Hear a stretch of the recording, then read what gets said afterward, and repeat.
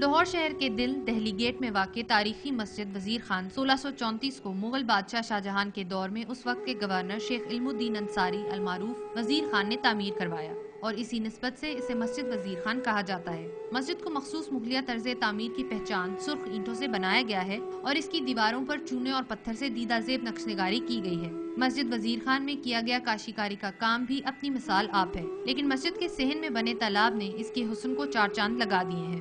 اس مسجد کی خوبصورتی کا یہ عالم ہے کہ پوری دنیا سے اس کو سیاح دیکھنے کے لیے آتے ہیں۔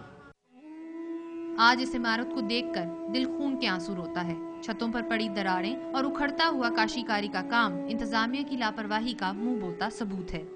پنجاب گورنمنٹ سے وفاقی گورنمنٹ سے ریکویسٹ کرتے ہیں کہ اس قومی ورثے کی حفاظت کی جائے۔ ضرورت اس امر کی ہے کہ اس عظیم ثقافتی ورثے کو محفوظ بنانے کے لیے حکومتی سطح پر اقدامات کیے جائیں تاکہ شاندار ماضی ہمارے حال اور مستقبل میں بھی زندہ جاوید رہے۔